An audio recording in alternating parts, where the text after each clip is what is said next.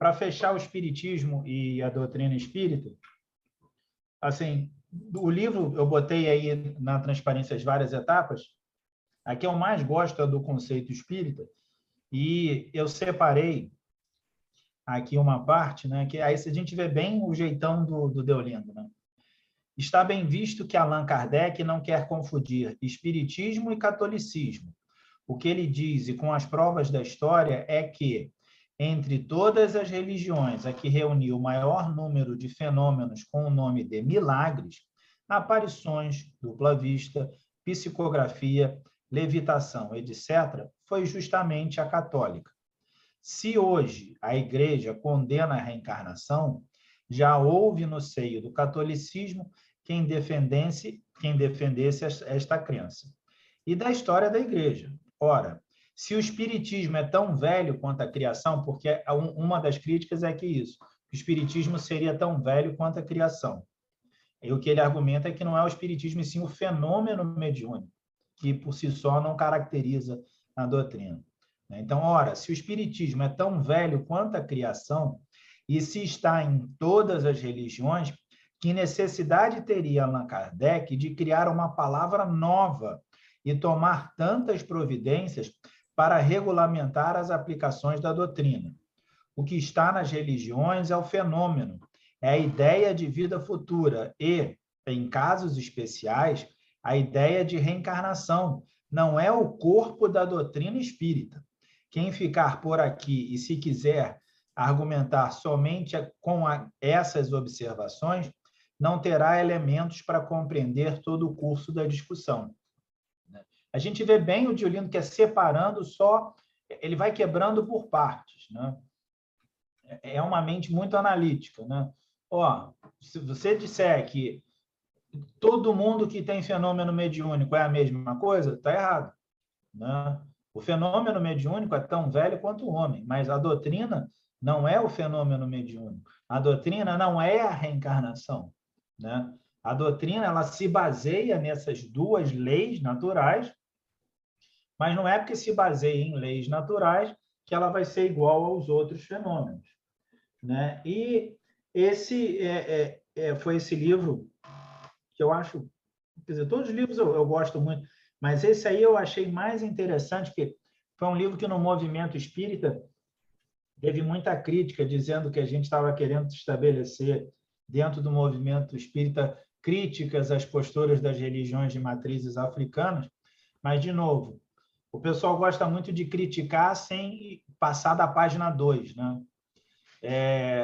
Eu lembro muito do Oswald de Andrade, que de vez em quando eu faço isso quando me perguntam sobre algum livro muito chato, que eu faço igualzinho a ele. Não li e não gostei, né? Só que muita gente acha que diz que leu, não passou da página 2, né? E já sabe que já conheço tudo sobre o assunto, né? Aí agora a gente passa sobre... Esse aqui eu tenho uma certa dificuldade dele, porque ele tem um comprometimento, assim, um envolvimento pessoal muito grande, né? O doutor Lauro Salles foi amigo de primeira hora do meu pai, frequentava a nossa casa quase que diariamente. Quando ele ficou viúvo, ele fazia o culto no lar com a gente, né? Uma pessoa ímpar, né? Eu acho que eu não tenho acompanhado tanto mais o quanto se fazia estatutos, né? Mas uma brincadeira que a gente fazia é que o doutor Lauro era o campeão de estatutos de instituições espíritas, né? E que ele sempre fez de graça, né? Eu lembro que, assim, ele sempre muito ciente, né? E, assim, vocês sabem que engenheiro implica muito com advogado, né? E a gente trocava muito, e ele era muito bem-humorado, então a gente trocava piadas, assim, de provocações de advogado, né? Que não tem advogado no céu, né? E aí ele falava assim, e não cai ponte, né? Assim, foi uma convivência, assim, muito intensa, muito profícua, e a gente brincava que o doutor Lauro ele tinha uma fala muito mansa, né? Aí a gente dizia que na próxima encarnação, como prova, ele ia nascer narrador do Jockey, né? Porque ia ser um grande desafio para ele falar rapidamente, né? Então, e esse livro ele me doou já no final da vida, né? E ele falava assim que ele faleceu um pouco depois do meu pai, aí ele ficava sempre assim, ele me chamava de Toninho, né? Toninho, Deus fez uma injustiça, eu pronto para partir, ele leva o seu pai, né? Ele faleceu coisa de um ano, um pouco depois do meu pai, num processo um pouco sofrido e tudo, e a gente vai acompanhando o desenlace, assim, daqueles desenlaces um pouco sofridos. Aí ele me entregou o livro. Ih, gente. Aí, assim, vem essas histórias e esses companheiros e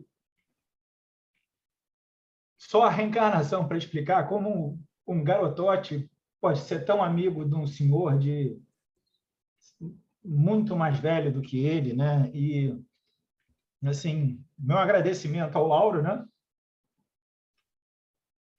Por tudo aquilo que ele fez pela minha família e pelo meu pai. Mas vamos voltando. Esse livro tem uma dedicatória do Deolindo, né? Aquela assinatura do Deolindo bem típica, né? Que ele começa assim: ao confrade amigo Lauro Salles, companheiro de ideal espírita, de quem recebi muito estímulo quando escrevi esse trabalho. Minha fraternal homenagem, Deolindo Amorim, Rio de Janeiro, 21 de abril de 1948. Né? E essa é a primeira edição, né? Toda surradinha, né? E começa justamente com esse prefácio do Dr. Carlos Embaçaí, né? Que Deolindo Amorim não precisa do meu prefácio, nem de prefácio nenhum, né? Era... Aí eu vou só continuar um pouquinho. Quem alia ao seu alto descortínio filosófico as brilhantes qualidades de escritor que nessa obra se patenteiam, só por nímia gentileza e extrema bondade solicitaria a colaboração de um confrade. Quero crer que aqui também falasse o coração. Esta jornada tem por escopo firmar o princípio da paz entre os homens, estabelecer os laços da solidariedade universal, mostrar aos nossos irmãos em prova, com o auxílio da revelação, os meios de progresso individual e a maneira de alcançar a felicidade.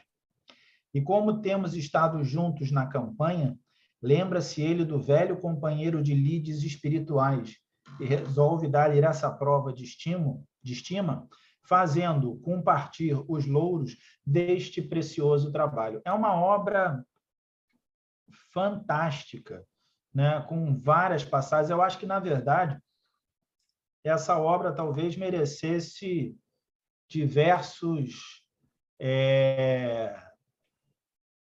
estudos, né, por si só. Né? Aí, só voltando à pergunta do Jorge Pio, né, a relação comparativa. Né? A exposição do Deolindo era a exposição do quadro, na época, quadro negro, que era repetir os conceitos quase à exaustão. Né? Exemplificar de um jeito, exemplificar de outro, e buscar essa evidência. Eu achei muito engraçado, porque tem um texto dele que ele apresenta ele vai discutindo sobre o fenômeno mediúnico, ele faz 12 ou 13 provas. Então, ele bota a primeira prova, a segunda prova, a terceira prova, quarta prova. E eu lembro, quando eu li aquilo, eu já estava convencido na segunda, eu não precisava de todas as outras. Mas ele continuava assim, só traz aqui, traz acolá, vem. Né? O Embaçaí não, o Embaçaí ele tinha, digamos assim, o estilo mais do Scholar, né? Primeiro, um comportamento muito irônico, né?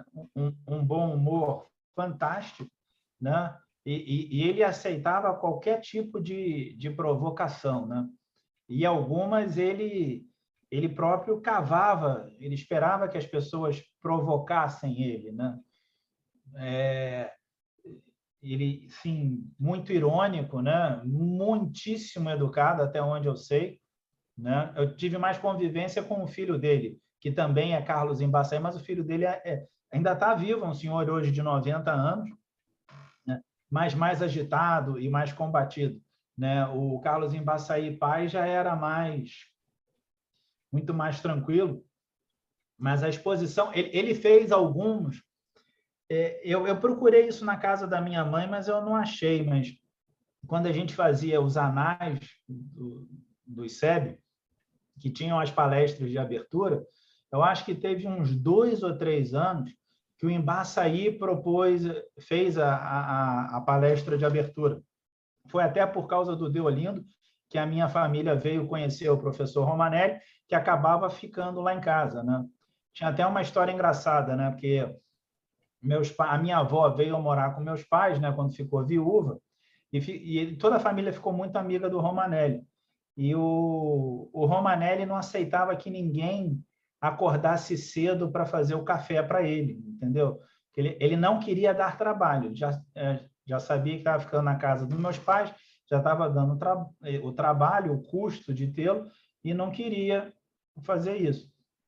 Aí o Romanelli queria acordar cedo, e a minha avó achava um absurdo que alguém fizesse um café, uma visita fizesse um café na casa dela e ela acordava mais cedo. Resultado, teve uma vez lá em casa que os dois se esbarraram na cozinha às 4h30. Quase que o Romanelli infarta a minha avó, né? Porque o Romanelli, não, vou acordar cedo para fazer o café, né? E a minha avó, não vou mal dormia, né? E assim, graças ao Deolindo Amorim, que é esse companheiro que virou, digamos, um familiar, foi o Deolindo que fez esse meio de campo, né? Meu pai conta bem que foi uma palestra de abertura no ICEB, que eles trouxeram, o professor Romanelli morava em Minas Gerais, né, Belo Horizonte, apesar de ser de Divinópolis, né? Ele veio para fazer uma palestra e a amizade com o meu pai se estabeleceu ali naquele momento, e as famílias foram muito próximas, e a gente continuou próximo das filhas dele, né? Também uma outra figura que talvez um dia mereça um estudo. Esse aí eu tenho zilhões de casos para contar, né? Esse é quase que, só que alguns casos não doutrinários, só puramente engraçados, tipo, Romanelli trabalhou em circo e aí ele sabia andar de bicicleta melhor que as filhas. Aí ele provocava as filhas que ele andava numa roda só e as filhas não conseguiam andar em duas. E por aí vai, mas são coisas só para distrair um pouco a cabeça, né? Mas voltando a esse trabalho, digamos assim, que seria o final, né? Eu, assim, a tese central do livro, que eu acho que é muito importante, é a gente lembrar: a reforma social deve partir da reforma moral do homem, né? A gente, na má sociedade de hoje, a gente trabalha em separado, né?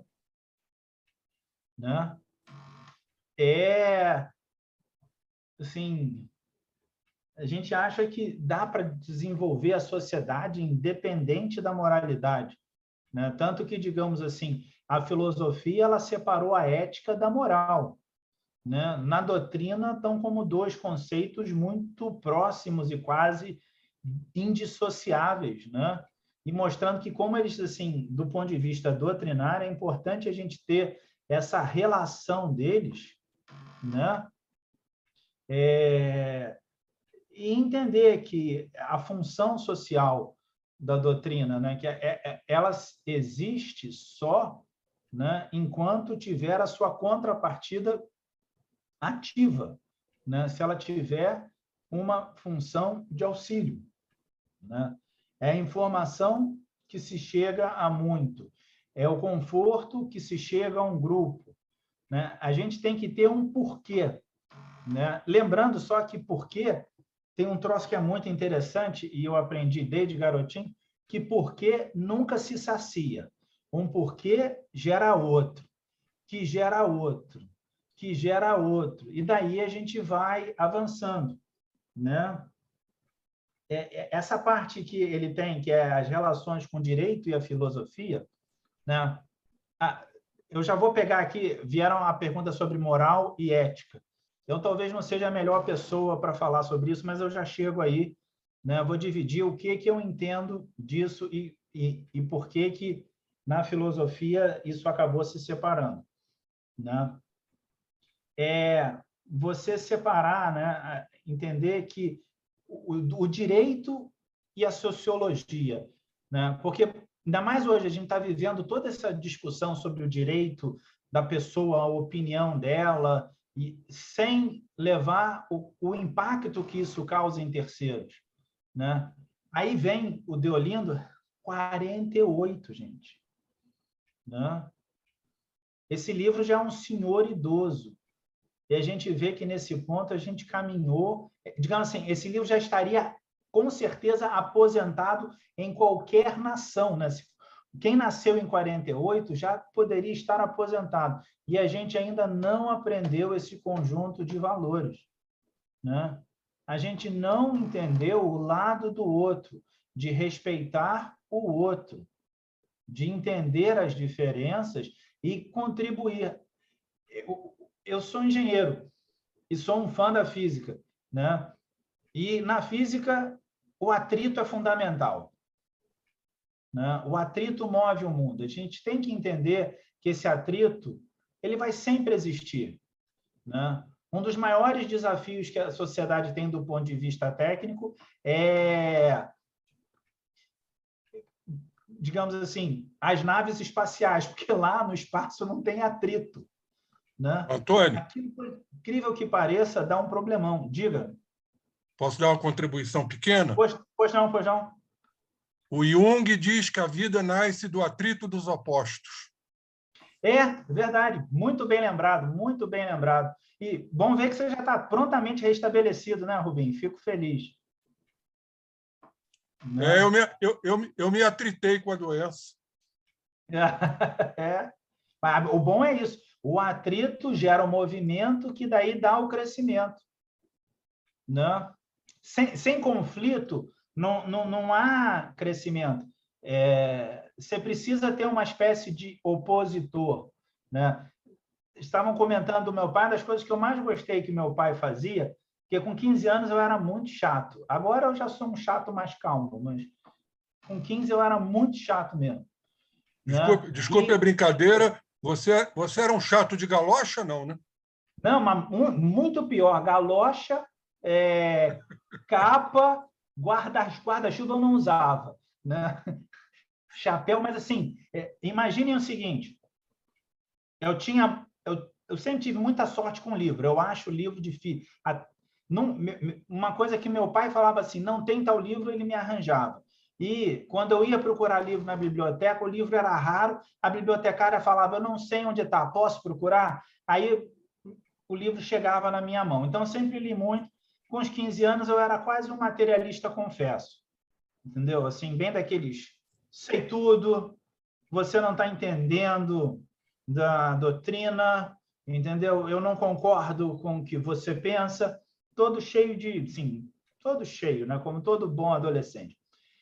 Aí eu li a Grande Síntese, fiquei fascinado com a Grande Síntese, li de novo a Grande Síntese, fiquei fascinado com a Grande Síntese e fui meio que achando que eu... Aí eu descambei para os filósofos alemães, achei que eu estava por dentro de tudo. Eu entendia da física, eu entendia da filosofia, né? Aí meu pai falou, tá bom, vamos fazer o seguinte, traz aí todos os seus filósofos materialistas, a gente passa aqui uma tarde, você é materialista e eu religioso, e você tenta me convencer. Bem, pelo fato de eu estar presente aqui, significa que ele me ganhou todas as vezes. Né? Então, isso eu gostei muito, porque aí depois o meu pai falou aqui, ele usou comigo a máxima paulina, né? Que é o que eu tento usar com os meus filhos. Leia de tudo, retenha o que é bom. Ele nunca falou não leia isso. Né? Até porque ele era fanático pelo Dostoiévski, né? O mais obsedado dos autores de língua russa da história. Né? Então, a gente tinha esse embate, né? E esse embate é rico. E nesse problema dos humanos, o Deolindo vai justamente narrando isso, dessa necessidade, né, de entender o quão o conflito pode ser enriquecedor e a necessidade que a gente tem que aprender a trabalhar apesar do conflito. Né? Vou dar um exemplo que eu tive que foi muito interessante. Eu tive um amigo espiritual chamado Padre Isabel, né? E eu ficava muito incomodado dele ser padre, né? Porque, afinal, eu nasci em lar espírita, não sou batizado, não sou crismado, e o espírito que me auxiliava e que, digamos, quase que tomava conta de mim, tinha sempre a alcunha de padre, ficava perturbando mesmo, né? Esse espírito ele só se afastou no dia que eu casei, porque no dia que eu casei ele falou assim, agora eu vou tratar de reencarnar, né? E se afastou, aí eu fico sempre doido de a vontade de reconhecer ele em alguma criança reencarnada que vocês não imaginam, né? Mas eu perturbava muito ele. Por que Padre Isabel? Por que Padre Isabel? Aí lá pelas tantas, numa reunião de trabalho mediúnico, depois que se encerrou, ele falou assim, ele chamava de Carlos Antônio, né? Que aí ele dizia que eu ainda não era Antônio Carlos. Eu não sei por quê, mas falou assim, ó, é para você entender o seguinte, essa batina que eu uso não tem vínculo religioso. É só que ela me dá acesso para fazer o trabalho que eu faço, que se eu não a usasse, eu não conseguiria. Né? E explicando que quem trabalha nas zonas umbralinas, recolhendo espíritos que estão desequilibrados, você concorda que é muito mais fácil você entender que está recebendo auxílio de um padre, de uma freira, de uma irmã de caridade, do que uma pessoa em roupas, digamos assim, civis? Né? Então, esse conforto era muito mais da função do que do mérito. Ele falou, não tem mais vínculo nenhum com essas posturas. Né? Então, a gente tem que entender esses contrapontos, essas necessidades de conflito e como a informação bate de acordo com os indivíduos. Né? A gente não está preparado para todas as verdades.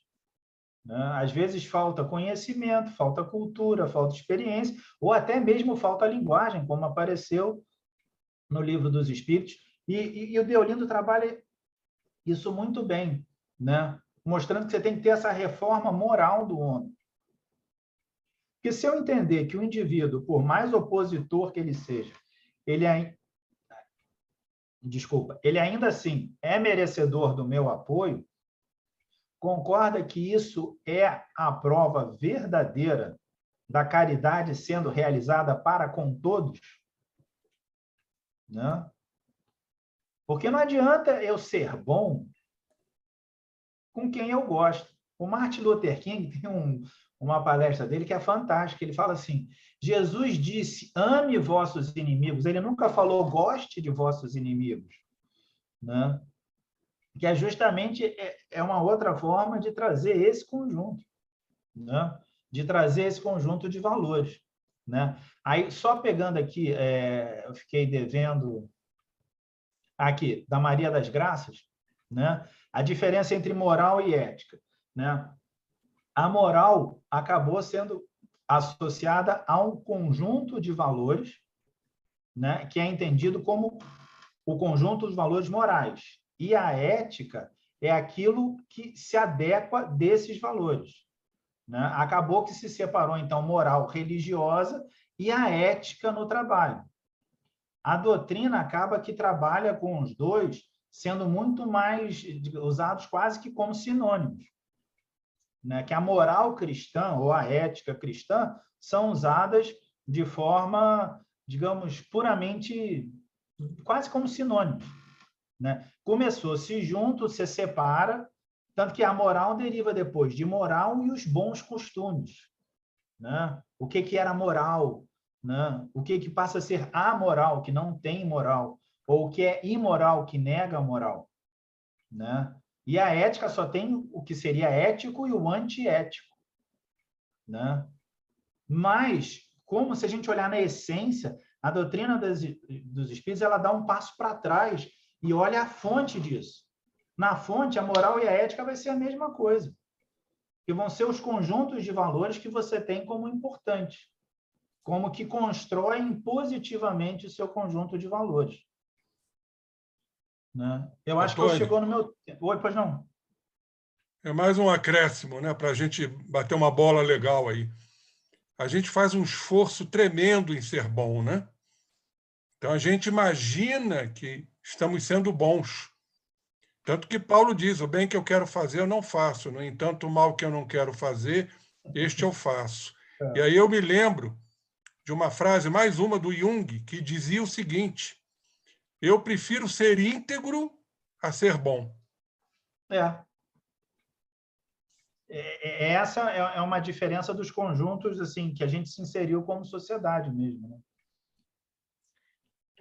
Antônio Carlos, nós temos aqui algumas perguntas, mas eu queria fazer uma pequena observação a respeito de ética e moral. A palavra você citou muito bem no plano dos costumes, bons costumes, porque a palavra moral vem do latim mors mores, exatamente costumes. A ética é uma formulação, digamos assim, teórica. Ela fixa princípios.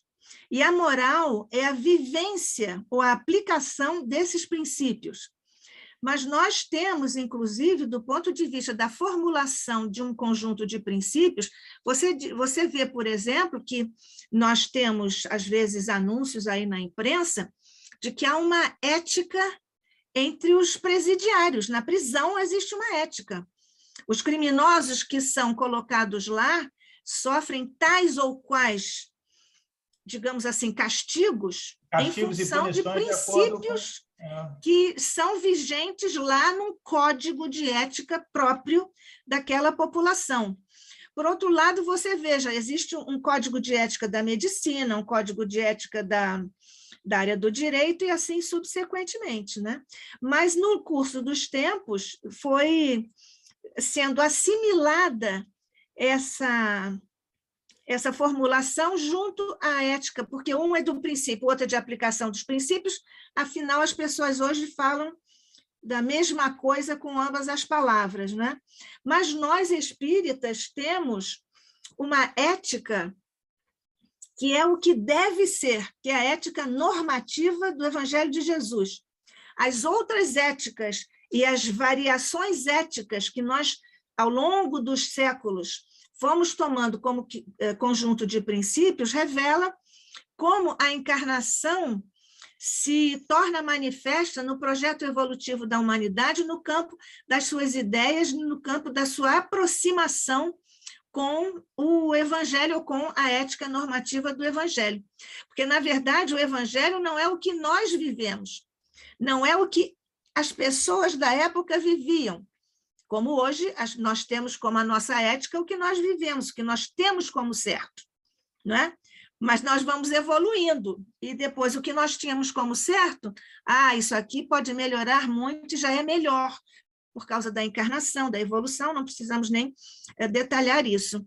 É uma coisa bastante interessante, um campo muito profundo para nós pensarmos a doutrina, o Evangelho, e como a justiça e os homens, como é que vão falar sobre isso. Nós hoje também falamos sobre moral estatística, que é o que fazem os institutos de pesquisa com relação, por exemplo, ao direito ao aborto, aos candidatos em fase eleitoral e tudo, né?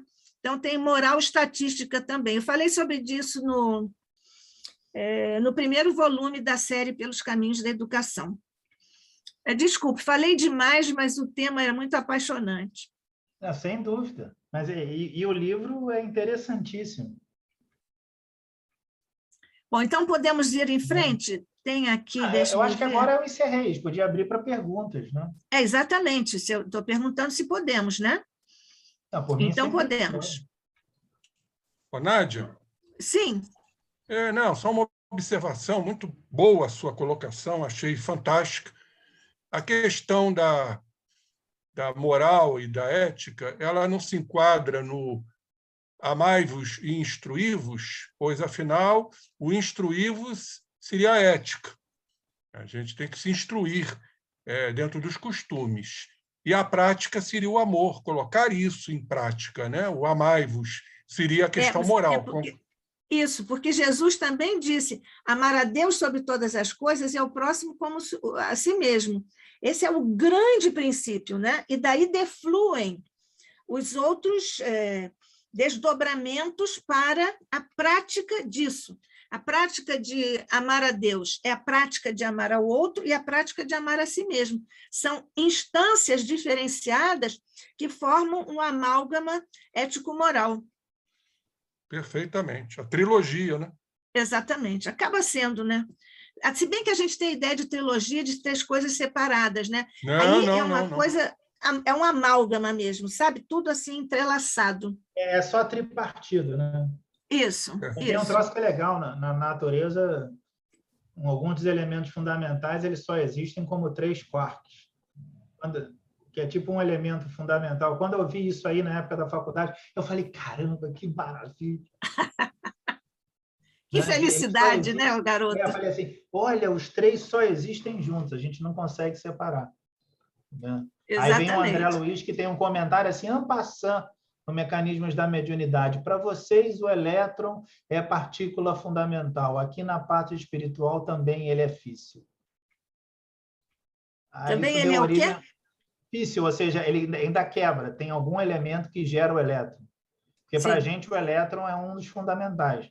Né? Aí eu lembro que eu fiquei assim... É totalmente en passant, assim, passa assim... Mas eu peguei isso, aí eu fui conversar com o Dr. Jorge Andréa, né? Aí ele me contou uma história que é curiosa, que foi assim, rapaz, fica tranquilo. Uma vez eu estava estudando umas coisas com a Joana, aí a Joana falou, você quer entender desse negócio? Ele falou, ele nunca disse qual era o negócio que ele queria entender. Tá?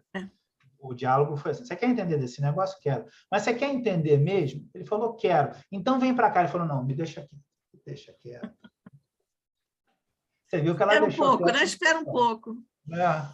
E hoje ele está lá, né, Antônio? Eu fico imaginando. Hoje ele está lá. O quanto o mentor dele deve estar exausto. Não sei se você sabe, se foi o César Reis que nos informou, ele está agora dentro de uma escola de estudos das energias, o Jorge Andréa. Não, eu fico imaginando assim, a quantidade de perguntas que ele deve ter chegado. Uma vez restabelecido do desencarne, ele falou assim, caro mentor, tem só um volume 1, né? Aí aparece com um calhamaço assim, de perguntas, se eu puder saná-las, ou ver onde eu estudo. E todo mundo sabe como ele foi recebido no plano espiritual, né?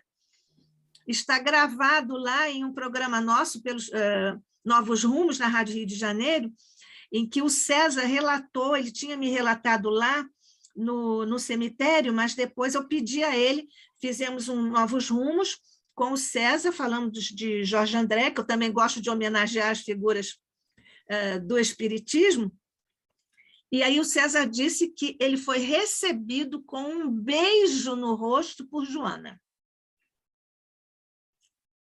É um luxo só, né, desse Jorge André, nosso querido. Então, Antônio Carlos... Posso fazer uma observação, Ana? Sim, claro, Zé Henrique.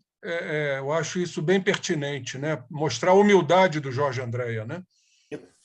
Nós fomos para o Medinesp lá em Teresina. Eu quase não tenho inveja do Jorge Andréa, quase nenhum. Jorge, nós fomos para o Medinesp lá em Teresina e tinha uma programação de 40 minutos do César Reis, falar 20 minutos sobre o homem Jorge Andréa. E eu 20 minutos para falar da obra dele, da obra do Jorge Andréa. Aí o César foi o primeiro. Quando terminou 5 minutos, ele encerrou. Eu falei, não utilizou os 20 minutos? Que bom! Então me sobraram aí 35 minutos para discorrer sobre a obra. Depois eu fui questionar isso com o César Reis. Eu falei, mas você só falou 5 minutos? O que houve? Então, ele me disse que, na hora que ele se levantou para fazer a palestra, o Jorge André segurou o braço dele e disse o seguinte, fale pouco de mim e mais da minha obra. É o Jorge Andréa, né? Exatamente. É por isso que ele é recebido com beijo de Joana. Antônio Carlos, eu vou recolocar aqui uma pergunta do Jorge Pio. Não sei se você já comentou no geral ou se você quer fazer alguma outra observação particular. Você poderia comentar novamente a relação comparativa entre a forma de exposição de Deolindo e de Embaçaí? A gente já fez isso no início dessa parte. Ele já falou, ele falou. Tá bom. Não, é porque eu estou perguntando porque paramos aí. Então, na sequência, nós vamos aqui, depois tem Jorge Pio. Você comentou que havia uma implicância aí, a Carmen disse que também implicava com arquitetos. O Jorge Pio escreveu: amados irmãos, necessitamos de usar bem a liberdade de que gozamos com muita disciplina. Não é fácil, mas é preciso. Prestigiemos e obedeçamos às deliberações, simples assim. Quer comentar, Antônio Carlos? Não, acho que está muito bom. Não tenho nada a adicionar, não. O Rubim Mas escreveu... com respeito ao desentendimento que estava havendo sobre a questão de colocar no chat isto ou aquilo, né? Se tem uma norma, se é só um comentário breve e uma pergunta, vamos respeitar isso. E aí o Rubim, obrigada, Jorge Pio, o Rubim disse: a obediência é o consentimento da razão. Uma frase do Evangelho, né, Rubim? Eu quis dizer que temos que obedecer mais às regras, às deliberações, às determinações, por exemplo, de um grupo como o nosso.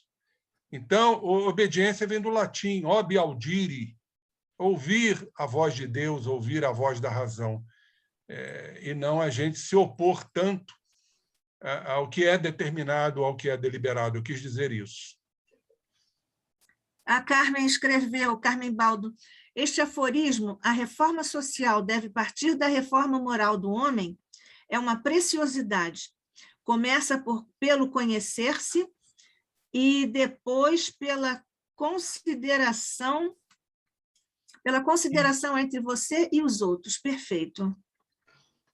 Quer comentar, Antônio Carlos? Não, não tem muito, está muito bem comentado, né? Tá bom. Essa necessidade da gente entender que ele está inserido em sociedade e que a sociedade só muda se a gente mudar, né? Exatamente. E todo mundo quer ver a mudança, né? Eu brinco muito que eu preenchi minha ficha reencarnatória como Bélgica. E o meu mentor falou assim: não, tu não tem condição, não, vai para Brasil, né? Eu queria um lugar que fosse tudo ordenado, tudo. O meu temperamento, eu sou daqueles caras tão enquadradões que eu adoro aquela coisa de ônibus alemão, que vai passar 7h47, né? Mas eu estou no país que para aprender alguma coisa. O Jorge Pio, qual foi na hora que você fez aí um cálculo da sua idade? Foi uma coisa assim? Foi quando ele disse que publicou, que o livro era o Ancião, que o livro é de 1948. Foi. E que o livro já estaria aposentado em qualquer exatamente. Qualquer outro contexto. Aí eu falei assim: puxa vida, eu tinha 8 anos quando o livro Não, mas é para mostrar como assim a gente não aprende a coisa, a informação já está aí há um tempão, né? É nesse sentido. E foi a Carmen que disse mais à frente, eu acho que eu tinha 3, uma coisa assim. Fica frio, eu tinha 3. Exatamente, tinha 3. Foi o Pio. O Pio disse que tinha 8. O Pio tinha 8. A Terezinha, olha que coisa linda da Terezinha. Tem que falar com a Carmen para ela me respeitar, hein? Eu sou mais velho que... Tá bom. Falando nos anais, diz a Terezinha: tenho o de 2003, cuja abertura é homenagem a um dos fundadores do ICEB, Genival Xavier de Lima, do Antônio Lucena. O Antônio Lucena. Foi o ano que o papai desencarnou. E a Carmen disse: fica frio, Jorge Pio. Eu tinha 3 anos, né? E a Carmen diz: ao próximo como a si mesmo é a base da aglutinação da sociedade. É transcendente às religiões. Se ninguém mais tiver... Hein? Oi. Antônio. Oi. Quando eu estava dando meus primeiros passos na doutrina, o teu pai me convidou para falar num programa de rádio. Ele comandava algum programa de rádio lá no ICEB? A gente fazia a Rádio do ICEB, que era um programa semanal, né? Ia domingo, 10 horas. Domingo, exatamente, domingo de manhã. Né? Aí a gente gravava várias vezes. Agora, você imagine, ironia da ironia. Eu falei para vocês que eu sou aquele temperamento que gosta de horário de ônibus alemão. Né? E o meu pai era o caos em pessoa. Ele não Mas tinha você para pegar em hora nenhuma. É o que eu estava brincando com o Saulo. Nessa época eu já era o médio de transporte dele, porque ele dirigia mal para caramba, e eu tinha que garantir que ele chegasse vivo nos eventos, né? sem desencarnar por bobeira, sem ser considerado suicida. Né?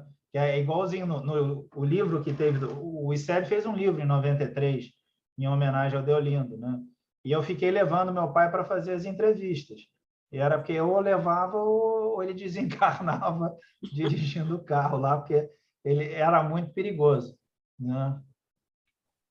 Estava sempre meio avoado, sempre prestava atenção em alguma outra coisa. Como é que a gente consegue esses anais antigos, hein? Eu tenho em casa. Eu tenho na casa da minha mãe, na verdade.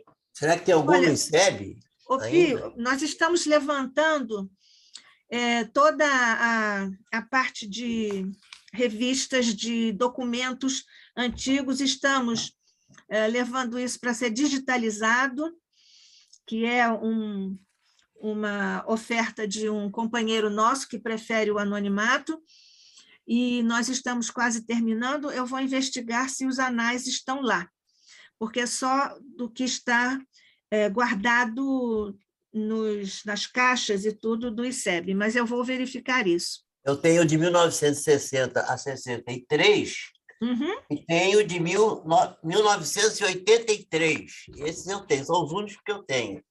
Tá certo. Eu vou investigar isso. O Fiuza ainda está por aqui, não, né? Acho que não. O Fiuza estava aqui no início, acho que ele já se ausentou, mas nós viemos com ele, que é a parte da administração com ele. Então, alguém quer fazer mais alguma observação? Ok. Então, vamos agradecer a você, Antônio Carlos, nosso querido companheiro, amigo, irmão. Nádia, teve gente que pediu palavra. Eu não acessei a tempo. Eu queria dizer que eu fiquei encantada com a palestra, porque muitos pontos que a gente, estudando a doutrina da forma religiosa, não analisa como quando vocês falando da parte filosófica e científica. Eu fico encantada. Que bom. Hegel, Oi. posso falar? O Hegel. Quem quer falar? O Hegel pediu a palavra. Oi, Hegel. Eu também gostei muito da palestra, esse aspecto científico é muito interessante, né? Pega os aspectos assim, não abordam tanto, né? Isso eu achei legal. Mas também assim, eu gostaria de dizer assim, que a gente sente falta do seu César, né? A gente sabe que ele está adoentado, mas a gente já se acostumou, né, com o nosso grupo e também... Exatamente. Mas ele vai se recuperar e vai voltar aqui, se Deus quiser. Parabéns pela palestra aí, Antônio. Obrigado. Isso. Alguém mais quer fazer uma observação? Não? Não? Então, vamos encerrar. O Evangelho é alegria, na alegria que Jesus nos proporciona sempre que nós nos convidamos a revisitar os seus conceitos, nos desdobramentos da codificação de nosso amado codificador Allan Kardec. Por isso, Jesus, na alegria que nos invade em mais um estudo aqui no Instituto de Cultura Espírita do Brasil, sob a luz, sob o acompanhamento, a orientação, a supervisão do teu coração, mestre, sob a doçura de Maria, sob a proteção de nossos anjos da guarda e de nossos amigos espirituais queridos, nós, Jesus, nesta hora, elevamos nossos pequeninos corações para junto do teu, para daí, mestre, não só recebermos, mas recebermos com abundância, por sobre nossas mentes, corações, nossos caminhos, nossos projetos do bem, nosso desejo de nos melhorarmos, nos aperfeiçoarmos, tudo isso, Mestre, vertido de tuas mãos, de teu coração e de tua mente, por sobre nossas mentes e nossos corações e nossos caminhos. Guarda-nos aqui, Mestre, orientando-nos sobre os destinos do ICEB, nosso querido ICEB, orientando-nos, indicando-nos os melhores caminhos, as melhores opções, a melhor trajetória para os destinos do ICEB. Nós, Mestre, confiamos que de ti, de Maria, dos amigos espirituais queridos, dos mentores do ICEB que, sintonizados contigo, também poderão, e confiamos que irão, oferecer-nos as melhores opções para os caminhos do ICEB. Nós ainda te rogamos, Mestre, que nos ajudes neste exercício de caridade, a visitarmos com as nossas melhores vibrações e pensamentos os corações e mentes de nossos irmãos que atravessam duras realidades no campo da enfermidade e de outras provas e até expiações de natureza vária. Possam eles, Mestre, receber o reconforto, a proteção, o encantamento divinizado da presença e da vibração de Jesus, de Maria e de nossos amigos espirituais. Guarda-nos unidos, Mestre, mentes unidas, corações perfilados junto ao teu Evangelho e a Kardec. Fica conosco, guarda-nos sempre como irmãos, amigos, companheiros. Assim seja, sob a graça de nosso Pai.